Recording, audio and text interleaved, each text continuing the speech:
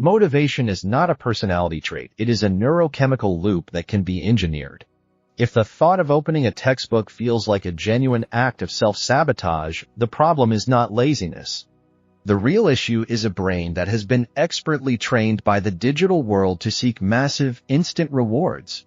Your brain's reward system is simply calibrated to the pace of 15-second clips and infinite scrolling, which makes the slow, incremental reward of learning feel painfully dull. The following 6 psychological hacks are designed to reverse that calibration. They use the same mechanisms that make games and social media addictive, but redirect that energy toward focused learning. This is about hijacking your own psychology to make studying the path of least resistance. Apply these protocols tonight, and by the end of the week, your brain will treat focused learning as its default reward. The first step is the dopamine hijack. We need to make studying as addictive as checking notifications. Your brain's reward center, the striatum, releases dopamine not for pleasure itself, but for the prediction of pleasure. Social media exploits this with variable rewards. Maybe the next swipe is funny, maybe it's irrelevant, which keeps you glued to the screen. We can use this predictability mechanism for studying by pairing abstract work with guaranteed spaced micro-rewards. To initiate this hijack, you must install temptation bundling. This is a commitment device where you select one sensory luxury that is exclusively available at your study desk. This cannot be something you enjoy casually throughout the day. It must be specific. Only listen to your favorite lo-fi playlist while studying this specific subject.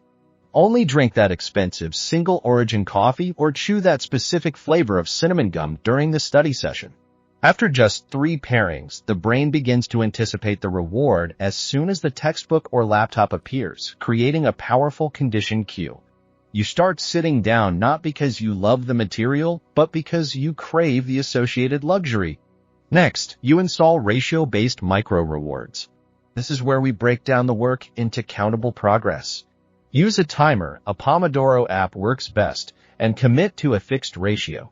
For example, finish 1 textbook subsection and your reward is 1 square of high-quality dark chocolate. Complete 1 full 25-minute Pomodoro session and your reward is 3 minutes of low-stimulation recreation, like looking out the window or stretching. The key here is the fixed ratio. 1 unit of work equals 1 unit of reward. The brain prefers this countable progress because it confirms that effort leads directly to payoff. The reward must be small, immediate, and tied directly to the completion of the unit. Finally, to make the hijack effective, you must remove all competing cues. Dopamine acts as a salience filter, meaning the loudest, most immediate signal wins the attention battle. Silence the phone completely, disable every desktop badge, and shut any irrelevant browser tabs. If TikTok or email is the loudest signal, it wins every time. You must make studying the only game in town, ensuring that the dopamine pathway leads directly to the textbook and the associated mini-reward. The second method focuses on initiation, the hardest part of any task. We call this the zygarnik start, which exploits the brain's natural dislike for incomplete tasks. The part of your brain that monitors task completion hates open loops. Instead of starting with a massive, daunting instruction like study chapter 5, issue the instruction, read the first paragraph, then stop. The paragraph finishes in 45 seconds, the brain registers an open loop, and continuing becomes the path of least resistance.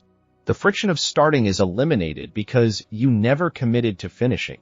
The crucial bonus hack here is to end every session mid-task. Do not finish the unit. Do not complete the chapter summary, and do not solve the final math problem. Park your work on a cliffhanger, mid-sentence, mid-derivation, or right before the conclusion of a historical event.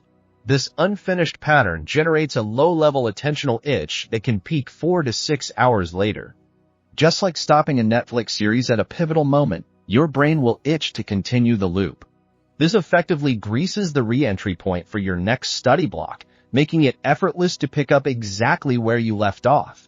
Moving beyond simple rewards, the third hack introduces the gamified ratio schedule. Video games are addictive because they provide constant feedback, clear progress metrics, and structured leveling.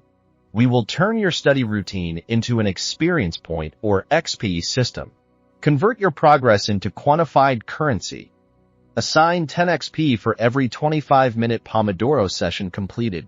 Assign 50 XP for completing a defined section or concept. Assign 100 XP for successfully completing a self-marked quiz or practice test. Post the running total on a wall calendar or a simple spreadsheet. Then set level-up thresholds and tie them to pre-selected larger rewards. For example, hitting 250 XP earns you a new book or a fancy dinner. Reaching 500 XP earns you a weekend movie night or a new piece of tech. By visually tracking your XP total, you recruit the same part of the brain that keeps people playing slot machines or grinding through video game levels. The numbers themselves become motivating.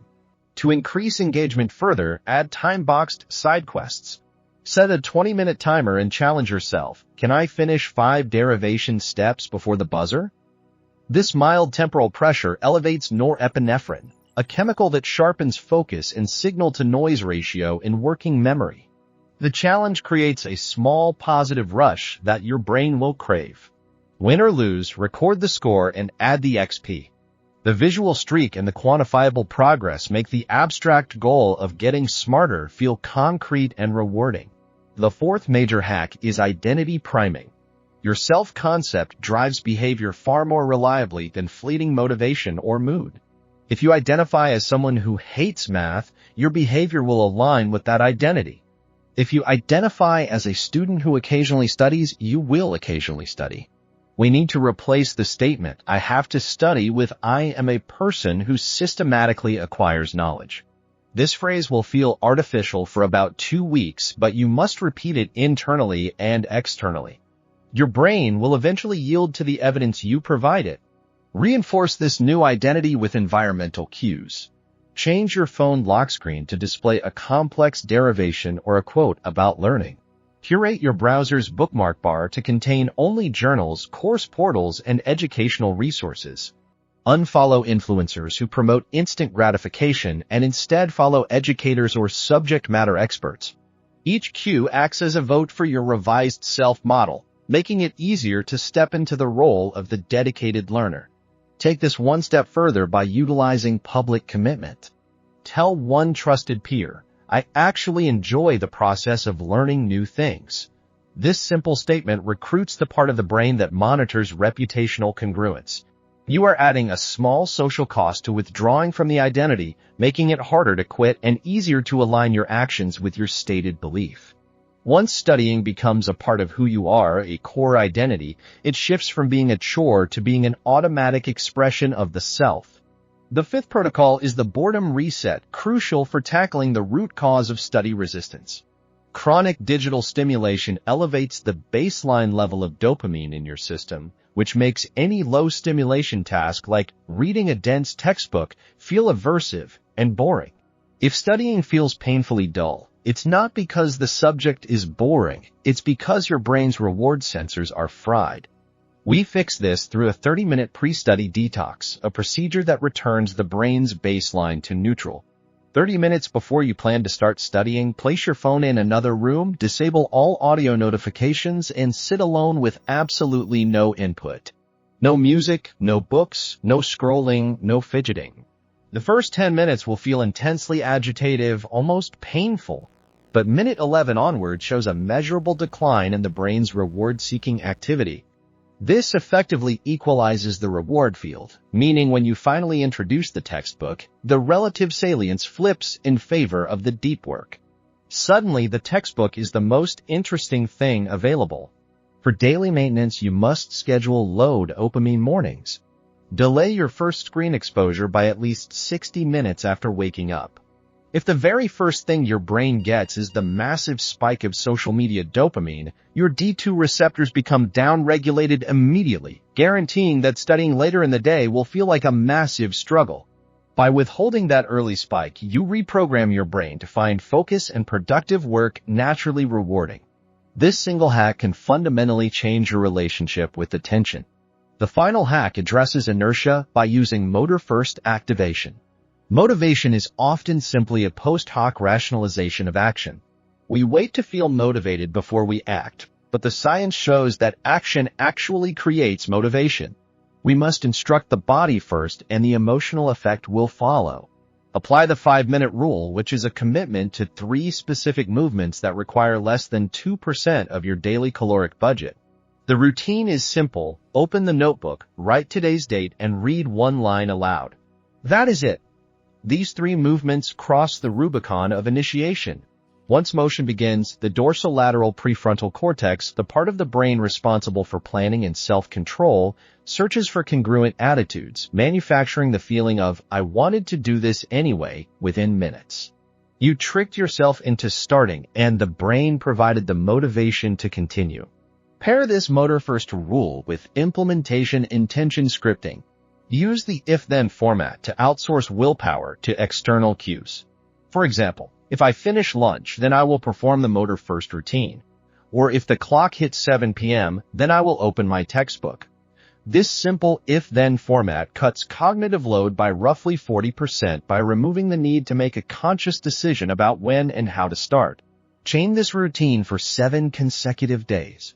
By day 8, the behavior tips into automaticity, meaning the entire process of sitting down and starting is executed without conscious thought, freeing up your executive resources for the higher-order problem-solving that actually constitutes the study session. This is your consolidated blueprint for study addiction. It is a stack of 6 interconnected hacks. Start by making studying rewarding with exclusive sensory cues and fixed-ratio micro-rewards. Then eliminate the friction of starting by using the Zygarnik start and always stopping mid-task. Next, quantify your progress with XP and streaks to engage your competitive drive. Simultaneously, rewire your internal dialogue by adopting the identity of a lifelong learner. Reset your attention baseline with 30-minute detoxes and load dopamine mornings. Finally, ensure automaticity by consistently applying the 5-minute rule and implementation intentions. Execute this stack in order. Each hack compounds the effects of the previous one. Within 1 week, your brain's response to text-based stimuli will rise relative to the digital baseline. Within 4 weeks, the textbook itself becomes the conditioned cue, demonstrating the complete reversal of your reward hierarchy without relying on willpower or external coercion. Try just one of these techniques today and watch how quickly your relationship with focus changes. Comment below which specific trick you are going to implement first, the temptation bundling, the cliffhanger stop, or the motor first rule. We read every response. Subscribe now because next time we are going even deeper into the brain hacks that make high performance effortless. Until then, study smart, not